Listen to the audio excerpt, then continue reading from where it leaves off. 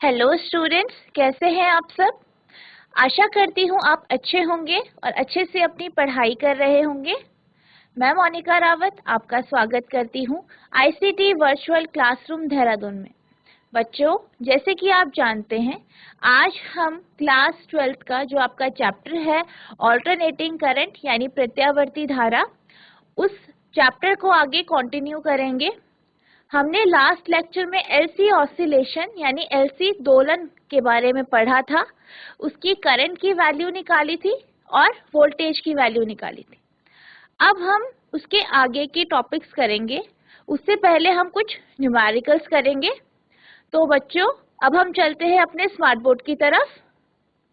तो हमारा जो पहला क्वेश्चन है वो ये है, show that in the free oscillation of an LC circuit, the sum of energies stored in the capacitor and the inductor is constant in time।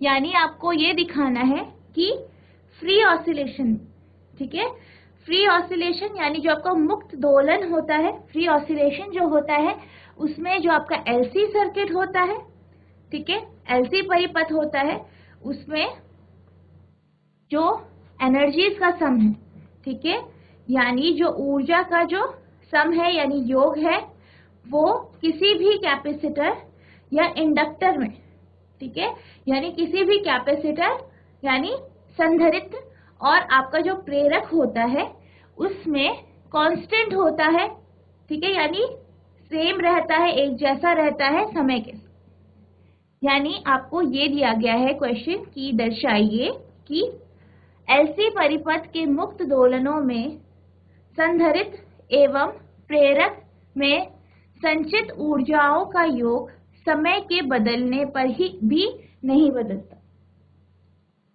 तो जो आपके पास ये क्वेश्चन है, ठीक है, अब हम इसका सलूशन देखेंगे कि हम किस तरीके से इसको प्रूव करते हैं, इसको डिराइव करते हैं। हम ये मान लेते हैं कि जो आपका Q0 है, ठीक है, जो आपका Q0 है, हम उसको क्या मानते हैं, ये क्या है आपका इनिशियल चार्ज, यानी जो आपका इनिशियल चार्ज है और कैपेसिटर, यानी एक कैपेसिटर जो होता है उसका इनिशियल चार्ज यानी स्टार्टिंग में, शुरुआत में जो आवेश है उसको हम Q0 मान लेते हैं, ठीक है। और जो आपका ये कैपेसिटर है बी कनेक्टेड, यानी ये कनेक्टेड है एक इंडक्टर के साथ, एक प्रेरक के साथ, जिसका इंडक्टेंस कितना है L, जिसका जो आपके पास क्या है, ये एक प्रेरक से जुड़ा है जिसका जो आपका इंडक्टेंस है वो L है। तो हम यहाँ पे आप जानते हैं एलसी ऑसिलेशन की बात करें, यानी कि एक ऐसे आपका जो सर्किट है या परिपथ है, एक ऐसे परिपथ की बात कर रहे हैं जिसमें एक इंडक्टर और एक कैपेसिटर लगा है, यानी एक प्रेरक और एक कैपेसिटर लगा है। तो जब हम बात करते हैं ऑसिलेशन की, ठीक है, यानी हमने अभी जैसे समझा कि एलसी ऑसिलेशन के बारे में हमने पढ़ा, तो हम क्या करते हैं, सबसे पहले उसकी फ्रीक्वेंसी, ठीक है, आवृत्ति जो होती है फ्रीक्वेंसी, उसके बारे में हम बात करते हैं।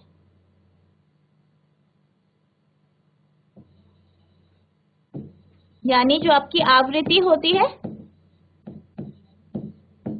इसके बारे में हम बात करते हैं। इसको हम ओमेगा से दिखाते हैं। तो ओमेगा इक्वल्स टू, जैसे आप जानते हैं ओमेगा की वैल्यू होती है 2 पाई न्यू, ये आपका बराबर है √LC के, जो हमने लास्ट लेक्चर में हमने ये निकाला था, आपने देखा था कि हमने किस तरीके से ओमेगा की वैल्यू निकाली थी, ठीक है। तो इसको अगर हम देखें तो आपके पास यहाँ पे जो न्यू की वैल्यू आई थी, आपने देखा था, वो आपके पास 2 पाई √LC ये आई थी। तो ये क्या है, आपके पास फ्रीक्वेंसी आपके पास आ गई, यानी आवृत्ति आपके पास आ गई। अब हम चार्ज की बात करते हैं, यानी जो आपका आवेश होता है उसकी बात करते हैं। तो किसी एक इंस्टेंट पे ठीक है, एक इंस्टेंट यानी जो आपका टाइम है t, ठीक है, इसकी अगर हम बात करें एक इंस्टेंट t पे जो आपका चार्ज है, इसको हम q t से रिप्रेजेंट करेंगे, वो आपका बराबर होता है q not cos omega t। तो ये आपके पास चार्ज की वैल्यू आई, ठीक है, चार्ज की वैल्यू आई किसी टाइम t पे, किसी इंस्टेंट t पे। अगर हम इसको डिफरेंशिएट कर दें, ठीक है, यानी इसका हम अवकलन कर दें, आप ये जानते हैं dq बाई dt आपका बराबर होता है करंट यानी धारा के, ठीक है, जिसको आप कैपिटल आई या स्मॉल आई किसी से भी आप रिप्रेजेंट कर। तो हम क्या करेंगे, जो आपका ये जो टर्म है q है जो एक किसी इंस्टेंट पे, इसको हम डिफरेंशिएट कर देंगे यानी इसका अवकलन कर देंगे। तो जब हम इसका डिफरेंशिएशन करते हैं तो हमारे पास qt की वैल्यू हम स्मॉल it मान लेते हैं, करंट की वैल्यू हम स्मॉल it मान लेते हैं, यानी ये हो जाएगा आपके पास it बराबर q नॉट। अब हम जानते हैं जब हम cos ओमेगा t का जो है आपका अवकलन करेंगे यानी डिफरेंशिएशन करेंगे, तो आप जानते हैं जब आप cos ओमेगा t का डिफरेंशिएशन करेंगे, ठीक है, तो आपका ये बराबर हो जाएगा minus omega sine omega t के। तो जब आप इसे डिफरेंशिएट करेंगे, ठीक है, डिफरेंशिएट करेंगे, आप जानते हैं क्यू नॉट तो कांस्टेंट है, अब इसका डिफरेंशिएशन होगा तो आपके पास वैल्यू आ जाएगी minus omega sine omega T. तो आपकी जो वैल्यू आएगी वो करंट की कुछ इस तरीके से आ जाएगी। अब हम बात करते हैं एनर्जी की, ठीक है, हम बात किसकी करते हैं, एनर्जी की, ठीक है, हम एनर्जी की बात करते हैं यानी हम ऊर्जा की बात करते हैं। तो जब हम ऊर्जा की बात करते हैं, जैसे कि आपको यहाँ पे दिया गया है कि आपको सम ऑफ एनर्जीज बतानी है, यानी इलेक्ट्रिकल और जो आपकी मैकेनिकल एनर्जी है उन दोनों का आपको सम बताना है। तो आप ये जानते हैं कि जो ऊर्जा है, ठीक है, ठीक है, यूई, उसको अगर हम कैपेसिटर की बात करें तो यू की वैल्यू यानी जो आपकी एनर्जी है, ऊर्जा है, उसकी वैल्यू आपकी हाफ CV स्क्वायर होती है। आप इसको इस तरीके से भी लिख सकते हैं, half Q square upon C, आप इसको इस तरीके से भी लिख सकते हैं। अब हम ये जानते हैं जो Q है, आप इक्वेशन 1 देखो, Q की वैल्यू आपको ये दी गई है, तो हम क्या करेंगे, Q की जो यहाँ पे वैल्यू दी गई है उसको हम, जो आपके पास ये टर्म आई है, यहाँ पे Q की वैल्यू आप लिख देंगे, यानी आपके पास आ जाएगा हाफ यानी 1/2 Q कितना है आपके पास, Q not cos omega t का स्क्वायर अपॉन C, यानी Q not square by 2C, ठीक है, cos स्क्वायर ओमेगा t। तो जो आपके पास UE की वैल्यू आई, ठीक है, जो आपकी एनर्जी स्टोर हुई, जो आपकी इलेक्ट्रोस्टैटिक एनर्जी जो आपकी स्टोर हुई वो आपकी ये आ गई।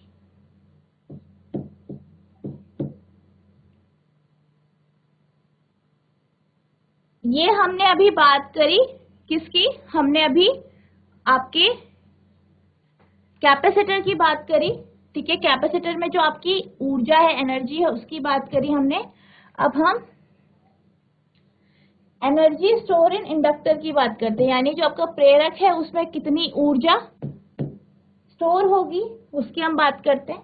तो जैसे कि हमने पढ़ा था कि जो आपकी इलेक्ट्रिकल एनर्जी होगी वो जब इंडक्टर के अक्रॉस, ठीक है, क्या होगा, करंट फ्लो करेगा तो मैग्नेटिक फील्ड प्रोड्यूस करेगी, ठीक है, आपका जो चुंबकीय क्षेत्र है उसे उत्पन्न करेगी।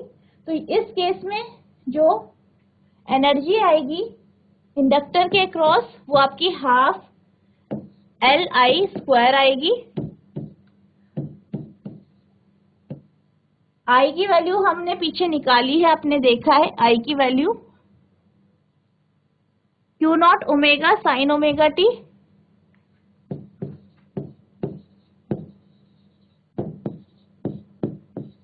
इसका हम स्क्वायर कर देंगे, ठीक है। तो ये आपके पास half L Q0 square omega square sine square omega T, आपके पास ये वैल्यू आ जाएगी। अब हमने ये अभी पढ़ा था, आप जानते हैं हमने जब LC ऑसिलेशन पढ़ा था, यानी LC दोलन जब हमने पढ़ा था तो हमने क्या देखा था, ओमेगा की वैल्यू देखी थी। तो ओमेगा की वैल्यू कितनी आई थी, 1/√LC। तो हम क्या करेंगे, यहाँ पे ओमेगा की वैल्यू रख देंगे, यानी UM बराबर हाफ L, ओमेगा स्क्वायर की वैल्यू आप रखेंगे तो आपके पास जो ओमेगा स्क्वायर की वैल्यू आएगी वो आएगी 1/LC, ठीक है। और आपका Q0 square sine square omega T, तो आप जानते हैं L से L आपका कैंसिल हो जाएगा, ठीक है। L से L आपका कैंसिल हो जाएगा और आपके पास जो UM की वैल्यू आएगी, यानी जो आपका इंडक्टर है यानी प्रेरक है उसके अक्रॉस जो आपकी एनर्जी आएगी वो आएगी Q0 square upon 2C Q0 square sine square omega T, Q0 square sine square omega T. तो ये आपकी क्या आ जाएगी, अपॉन 2C, ये आपके पास इसकी वैल्यू आ जाएगी। अब जैसे कि आप जानते हैं इसमें ऊर्जा का जो योग है उसकी बात की गई है, यानी सम ऑफ एनर्जी। जब हम सम ऑफ एनर्जी की बात करते हैं यानी हम ऊर्जा के योग की बात करते हैं, तो जो आपका इंडक्टर के अक्रॉस जो एनर्जी, यानी जो आपके कैपेसिटर के अक्रॉस जो एनर्जी है और इंडक्टर के अक्रॉस जो एनर्जी है, यानी UE जो आपके कैपेसिटर के अक्रॉस, ठीक है, कैपेसिटर पे जो एनर्जी आपने जो वैल्यू निकाली वो प्लस आपने जो इंडक्टर यानी प्रेरक के अक्रॉस जो आपका प्रेरक है उस पे जो आपने एनर्जी निकाली वो आप UM से इस तरीके से रिप्रेजेंट करें। तो हमारे पास जब हम इन वैल्यूज को रखेंगे तो आप ये जानते हैं कि हमने जो UE की वैल्यू निकाली थी वो Q0 square upon 2C cos square omega T निकाली थी, और जो आपका UM की वैल्यू निकाली थी वो Q0 square upon 2C sign square omega T निकाली थी। तो हम इन दोनों वैल्यूज को यहाँ पे सब्स्टिट्यूट कर देंगे, यानी रख देंगे। तो हमारे पास ये आ जाएगा Q0 square upon 2C cos square omega T plus Q0 square upon 2C sign square omega T. अब हम क्या करेंगे, Q0 स्क्वायर और 2C को बाहर ले लेंगे, cos square omega T plus sign square omega T, ये ऐसे हो जाएगा आपका।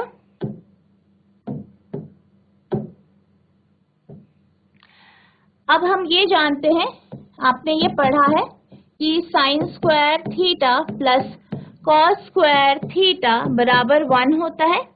तो अगर आप इसे रीअरेंज करें तो आप जानते हैं कि आपके पास जो ये वैल्यू आएगी वो आ जाएगी sign square omega T plus cos square omega T, और इसकी वैल्यू क्या होती है, इसकी वैल्यू 1 होती है। यानी जो आपके पास Q0 स्क्वायर अपॉन QC आया वो बराबर,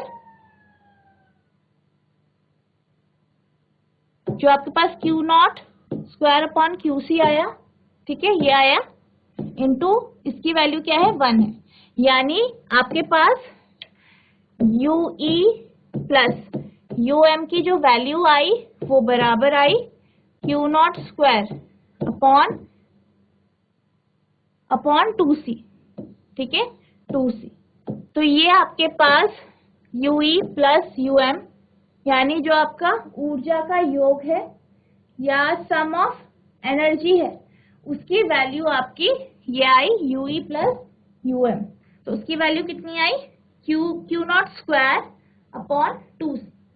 तो इस तरीके से आप इस क्वेश्चन को अटेम्प्ट करेंगे, इस तरीके से आप इस क्वेश्चन को सॉल्व करेंगे। आशा करती हूं आपको ये क्वेश्चन समझ में आया होगा। अब आपका जो नेक्स्ट क्वेश्चन है वो ये है, 100 ohm resistor is connected to 220 volt 50 hertz AC supply. यानी जो आपका 100 ओम का रेजिस्टर है यानी प्रतिरोध है, वो 220 वोल्ट, ठीक है, 220 वोल्ट जो वोल्टेज है, और 50 हर्ट्ज का जो एसी सप्लाई है, यानी जो आपका एसी सप्लाई है, ठीक है, आपूर्ति है, उससे क्या है, जुड़ा हुआ है, कनेक्टेड है। What is the RMS value of current, क्या निकालनी है, करंट की आरएमएस वैल्यू निकालनी है कि करंट की आरएमएस वैल्यू क्या होगी।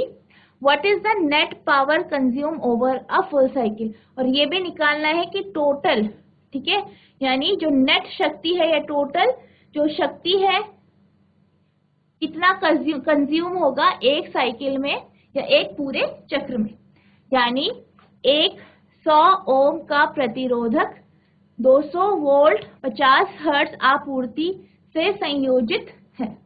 परिपथ में धारा का आरएमएस मान कितना है, एक पूरे चक्र में कितनी नेट शक्ति व्यय होती है। तो आपको ये दो पार्ट्स निकालने।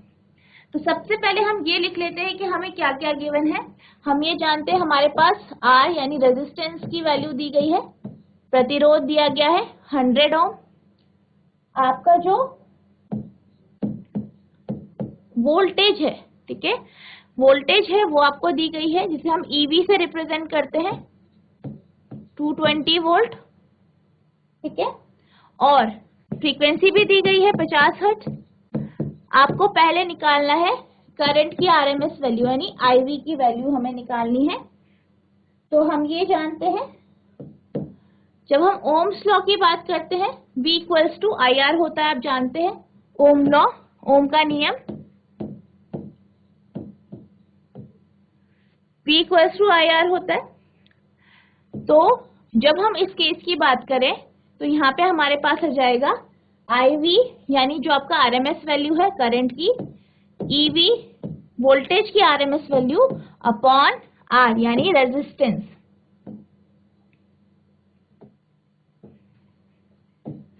अब EV की वैल्यू कितनी है आपकी 200 वोल्ट, R की वैल्यू कितनी है 100। EV की वैल्यू आपकी 220 वोल्ट है, ठीक है, ये 220 वोल्ट है, और आपकी R यानी रेजिस्टेंस प्रतिरोध 100। तो आपके पास जो IV की वैल्यू आएगी यानी आरएमएस वैल्यू करंट की, वो आपकी 2.2 एम्पेयर आ जाएगी। अब हम बात करते हैं बी पार्ट की यानी नेट पावर, या हम कह सकते हैं जो आपकी नेट शक्ति है उसकी हम बात करते हैं।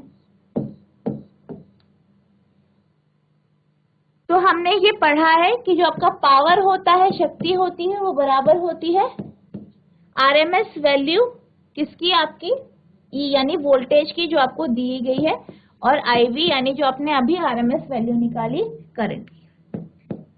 तो EV की वैल्यू 220 वोल्ट है, ठीक है, 220। IV यानी जो करंट है, करंट की वैल्यू हमने 2.2 एम्पेयर निकाली यानी 2.2, ठीक है। तो जब हम इसे सॉल्व करेंगे तो ये आपके पास 4840 यानी 484 वॉट आपके पास इसकी वैल्यू आई है, 484 वॉट।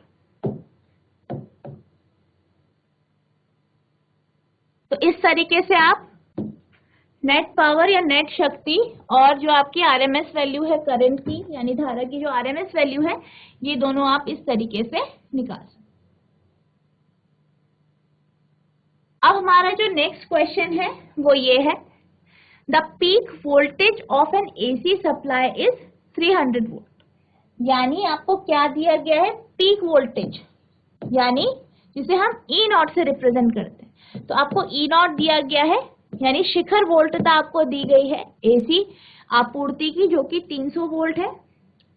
हमें क्या निकालना है, what is the RMS voltage, यानी आपकी ई आरएमएस जो होती है, ईवी की जो वैल्यू है वो आपको निकालनी है।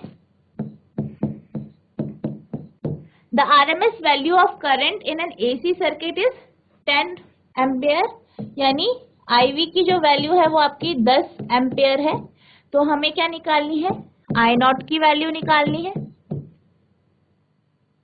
ठीक है, आई नॉट की वैल्यू निकालनी है। तो ये दो आपको, यानी आरएमएस वोल्टता ये आपको निकालनी है, यानी ईवी की वैल्यू निकालनी है। दूसरा आपको क्या निकालनी है, आई नॉट की वैल्यू निकालनी। अब हमें जो हमारा पहला पार्ट है, ठीक है, उसमें हमें वोल्टेज आरएमएस वैल्यू वोल्टेज की निकालनी है। हम ये जानते हैं कि ईवी क्या है, हमारी आरएमएस वैल्यू है, ये बराबर होता है पीक वैल्यू अपॉन √2 के। ठीक है, अब हम यहाँ पे ई नॉट की वैल्यू रखें 300√2। अब हम इसे रैशनलाइज कर देंगे ताकि हमारा डिनोमिनेटर में, ठीक है, रूट की वैल्यू ना रहे, रूट वाली वैल्यू ना रहे। तो हम इसे इस तरीके से इसको सॉल्व करेंगे। तो आप ये जानते हैं कि जो आपका √2 होती है उसकी वैल्यू होती है 1.414, यानी 1.414, और नीचे आप इसको सॉल्व करेंगे। तो जब आप फाइनली इसे सॉल्व करेंगे तो आपके पास जो वैल्यू आएगी वो आएगी 212.1 वोल्ट। तो ये आपके पास ईवी यानी peak value of RMS value of voltage ये आएगी। ठीक है, आपके पास क्या आएगी, आरएमएस वैल्यू आएगी, आरएमएस वोल्टता इस तरीके से आएगी।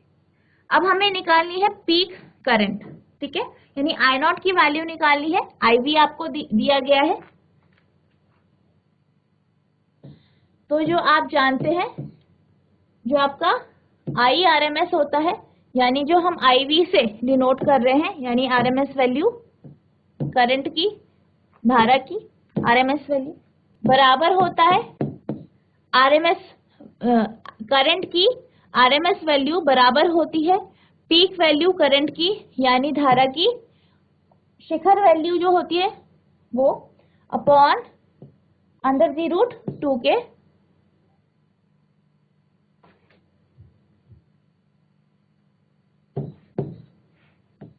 अगर हमें इसमें आईवी की वैल्यू हमें गिवन है, आई नॉट निकालना है, तो आई नॉट बराबर होता है आईवी √2। आईवी की वैल्यू कितनी है, 10 एम्पियर, और यहाँ पे आपका √2 की वैल्यू आपको पता है 1.414 होती है। इसे आप क्या करेंगे, मल्टीप्लाई करेंगे तो आपके पास 14.14 एम्पियर। तो ये आपके पास आरएमएस वैल्यू आ जाएगी करंट की, यानी जो आपका करंट होती है, धारा होती है, उसकी आरएमएस वैल्यू इस तरीके से आप निकाल सकते हैं।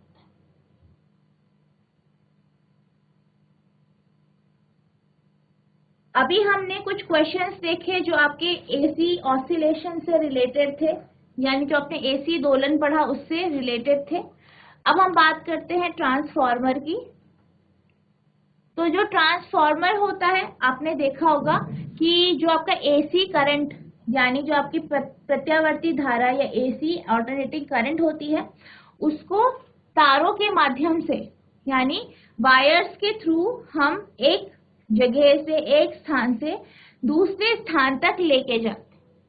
तो आपने देखा होगा, आप जब जाते हो कहीं, आपने देखा होगा कि आपने ट्रांसफार्मर्स देखे होंगे जिससे आपके जो ये तार होते हैं, ये जो आपकी वायर्स होती हैं, ये कनेक्टेड होती हैं। तो जो आपके ये ट्रांसफॉर्मर्स होते हैं, ठीक है, इसको हम यूज करते हैं ताकि हमारी जो वोल्टेज है, ठीक है, यानी जो आपकी एसी जो वोल्टेज है उसकी वोल्टेज या वोल्टता को बदलने के लिए हम इसका यूज करते हैं। तो जो आपका ट्रांसफार्मर होता है बेसिकली वो वोल्टेज, यानी एक जो वोल्टेज है उसकी वोल्टता बढ़ाने के लिए, किसी करंट एसी करंट है उसकी वोल्टता या वोल्टेज को बढ़ाने के लिए या घटाने के लिए यूज या प्रयोग किया जाता है। यानी transformer is necessary to change और transform an alternating voltage from one to another of great और स्मॉल वैल्यू। यानी ट्रांसफार्मर एसी वोल्टता को एक मान से दूसरे अधिक या कम मान में परिवर्तित करना आवश्यक हो जाता है। यानी जो आपका ट्रांसफार्मर होता है वो जो आपका एसी वोल्टता होती है, यानी प्रत्यावर्ती धारा की जो वोल्टता है उसको चेंज करता है, यानी या तो वो बढ़ाएगा या फिर वो घटाएगा। तो उसको बढ़ाने या घटाने के लिए हम ट्रांसफार्मर का यूज करते हैं। अब जब हम बात करें इसके प्रिंसिपल की कि जो आपका ट्रांसफार्मर होता है वो किस प्रिंसिपल पे काम करता है, तो जो आपका ट्रांसफार्मर होता है वो बेसिकली म्यूचुअल इंडक्शन, ठीक है, म्यूचुअल इंडक्शन यानी अन्योन्य प्रेरक, इसके सिद्धांत पर काम करता है। जैसे कि हमने पिछले चैप्टर में इलेक्ट्रोमैग्नेटिक इंडक्शन का जो चैप्टर पढ़ा था उसमें हमने इस कॉन्सेप्ट को अच्छे से समझा था कि जो आपका म्यूचुअल इंडक्शन होता है वो क्या होता है। तो अब हम क्या करते हैं, इस ट्रांसफार्मर का स्ट्रक्चर समझते हैं कि आपका जो ट्रांसफार्मर होता है वो कैसा होता है। जैसे कि आपने लास्ट लेक्चर में जब म्यूचुअल इंडक्शन पढ़ा था तो उसमें देखा था कि एक जो वायर थी, ठीक है, एक जो कॉइल था यानी कुंडली थी, उससे हमने एसी सोर्स को, ठीक है, एसी सोर्स को कनेक्ट किया था और जो दूसरी कॉइल थी उससे हमने गैल्वेनोमीटर को कनेक्ट किया था। तो जिस कॉइल में हमने, जिस कुंडली में हमने एसी सोर्स यानी जो एसी स्रोत है उसको जो कनेक्ट किया था तो उससे हमने करंट पास कराई थी। और आप जानते हैं कि किसी करंट कैरिंग कंडक्टर, चाहे वो एक रिंग हो या फिर कोई भी सोलोनॉइड हो या फिर एक स्ट्रेट सीधी तार हो, जब उससे धारा प्रवाहित होती है तो उसके चारों तरफ मैग्नेटिक फील्ड यानी चुंबकीय क्षेत्र उत्पन्न होता है, जिस कारण उसके, आपने पढ़ा था कि उसके साथ जो कनेक्टेड या उसके पास जो आपके दूसरी कॉइल होती है या कुंडली होती है वो उस मैग्नेटिक फील्ड के इन्फ्लुएंस में आती है यानी प्रभाव में आती है, जिस कारण उस दूसरी कुंडली में क्या होता है, आपका ईएमएफ जनरेट होता है। ठीक है, आपने देखा था ईएमएफ जनरेट होता है और करंट फ्लो इंड्यूस होती है या जो आपका करंट होती है वो प्रेरित होती है। वो हमने ईएमआई का सिद्धांत, जो आपका जो म्यूचुअल इंडक्शन का सिद्धांत था वो हमने इस तरीके से पढ़ा था और समझा था कि म्यूचुअल इंडक्टेंस क्या होता है। अब हम बात करते हैं ट्रांसफार्मर की। तो ट्रांसफार्मर जो होता है, जैसे कि अभी हमने समझा कि हमें वोल्टेज, जो आपकी वोल्टता होती है उसे बदलने में हम ट्रांसफार्मर का यूज करते हैं। एसी करंट की, जो आपका ऑल्टरनेटिंग करंट होता है उसकी या प्रत्यावर्ती धारा की। तो जब हम ट्रांसफार्मर की बात करते हैं तो ट्रांसफार्मर जो होता है वो एक लैमिनेटेड कोर या सॉफ्ट आयरन कोर का बना होता है। ठीक है, वो कुछ इस तरीके से होता है जैसे कि आपको यहाँ पे फिगर में दिख रहा है। तो इस तरीके से आपका एक ट्रांसफार्मर होता है। तो जो ये लैमिनेटेड कोर होती है, सॉफ्ट आयरन कोर होती है। और आप देख सकते हैं यहाँ पे आपके दो कॉइल इसके दो एंड पे लगाए गए हैं। एक आपकी प्राइमरी कॉइल है जो गुलाबी रंग से आपको दिखाई गई है, दूसरी सेकेंडरी कॉइल है जो आपको पीले रंग से दिखाई। अब आप क्या करेंगे, जो आपका प्राइमरी कॉइल है इसे हम एक एसी सोर्स से कनेक्ट कर देंगे। क्या करेंगे? एसी सोर्स से कनेक्ट कर देंगे, यानी जो आपका ऑल्टरनेटिंग करंट का जो स्रोत है उससे कनेक्ट कर देंगे। दूसरी जो कॉइल है यानी जो सेकेंडरी कॉइल है, इसको हम किसी रजिस्टर, ठीक है, या कोई भी जिससे आपको आउटपुट चाहिए उससे आप इसे यहाँ पे कनेक्ट कर दें। तो यहाँ पे आपका आउटपुट है, ठीक है, यहाँ पे आपको इसके अक्रॉस, इस रजिस्टर के अक्रॉस आपको आउटपुट मिलेगा, यानी इस प्रतिरोध के अक्रॉस आपको क्या मिलेगा? आउटपुट मिलेगा। तो आपके पास इस तरीके से ये दिया गया। अब हम ये जानते हैं, आप जानते हैं कि जो आपका ये प्राइमरी कॉइल है, इससे हम क्या देंगे? इसे वोल्टेज सप्लाई करेंगे, ठीक है, करंट सप्लाई करेंगे। वोल्टेज जो हम देंगे, जो हमारी वोल्टेज होगी, उसकी जब हम बात करते हैं तो जो ईपी होगा, ठीक है, जो प्राइमरी कॉइल में, जो आपकी प्राइमरी कॉइल है उसमें जो वोल्टेज या वोल्टता दी गई है उसे हम ईपी से शो करेंगे। तो ईपी बराबर ई नॉट साइन ओमेगा टी होगा। अब हम ये जानते हैं, जब हम प्राइमरी कॉइल के बारे में पढ़ रहे हैं, तो इस केस में जो आईपी होगा, यानी जो प्राइमरी कॉइल, आईपी क्या दिखा रहा है आपको? प्राइमरी कॉइल से जो करंट या धारा प्रवाहित हो रही है उसको आपको दिखा रहा है। तो जो आईपी होगा, आईपी यानी जो करंट होगा प्राइमरी कॉइल से, वो 90 डिग्री पीछे फ्लो करेगा, ठीक है, ईपी से कितना? 90 डिग्री में, ठीक है।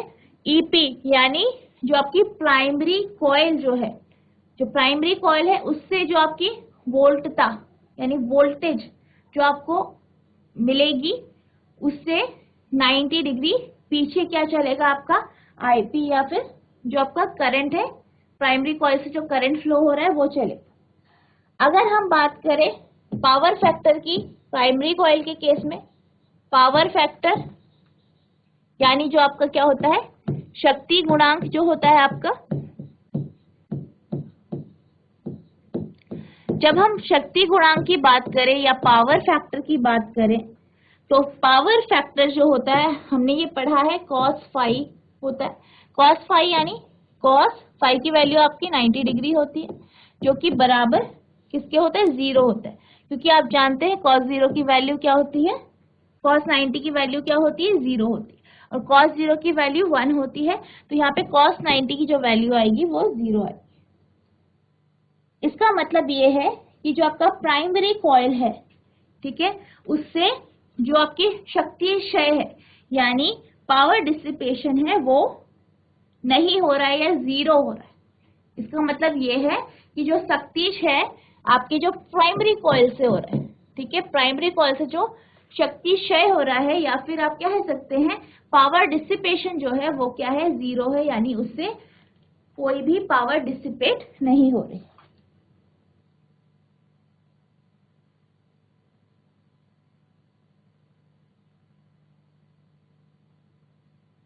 अब हम बात करते हैं फैराडे के लॉ से। हमने ये पढ़ा था, क्या पढ़ा था?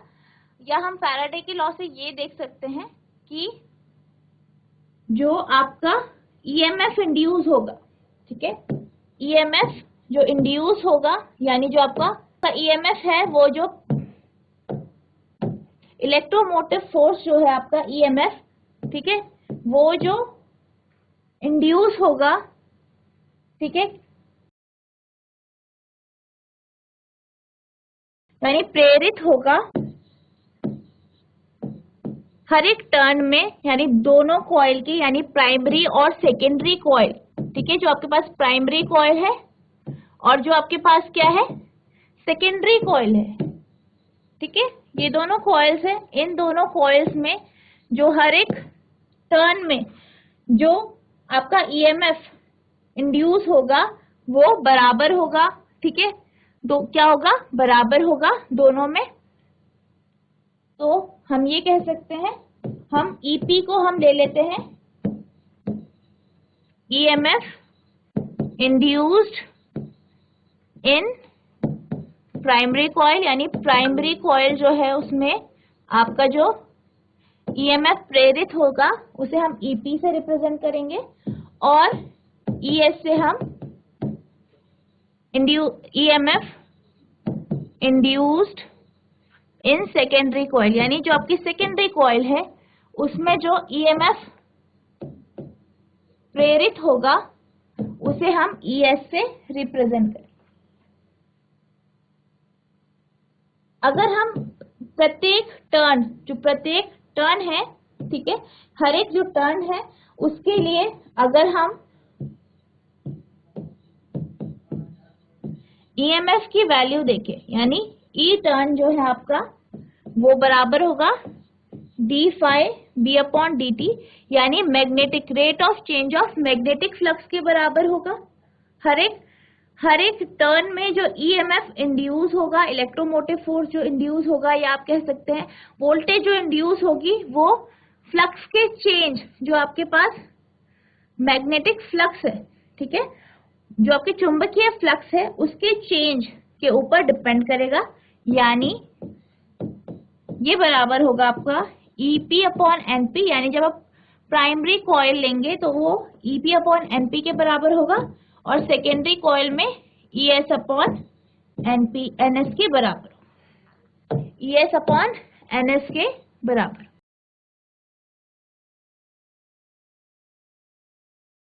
तो यहाँ पे जो एनपी और एनएस है वो नंबर ऑफ टर्न है प्राइमरी कॉइल पे, एनपी, और एनएस नंबर ऑफ टर्न, यानी कितने टर्न है सेकेंडरी कॉइल।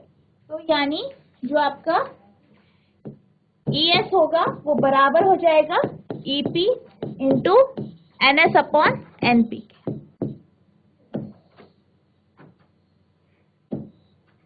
ठीक है, जो आपके ईएमएफ होगी सेकेंडरी कॉइल में उसकी जो फॉर्मूला आएगा वो EP into NS upon NP आएगा।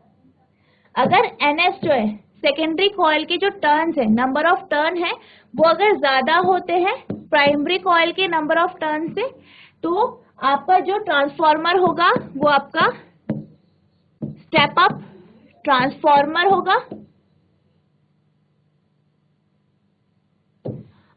और इसका मतलब जो आपका ईएस है, यानी सेकेंडरी कॉइल में जो आपका वोल्टेज है या वोल्टता है वो ज्यादा होगी किससे, प्राइमरी कॉइल की वोल्टेज या वोल्टता से। इसी तरीके से अगर एनएस यानी सेकेंडरी कॉइल में जो नंबर ऑफ टर्न है वो अगर कम हो गए प्राइमरी कॉइल की नंबर ऑफ टर्न से, यानी जो सेकेंडरी कॉइल में वोल्टेज या वोल्टता उत्पन्न होगी वो कम होगी आपके प्राइमरी कॉइल की वोल्टेज से या वोल्टता से, तो इस केस में जो आपका ट्रांसफार्मर होगा वो स्टेप डाउन ट्रांसफार्मर।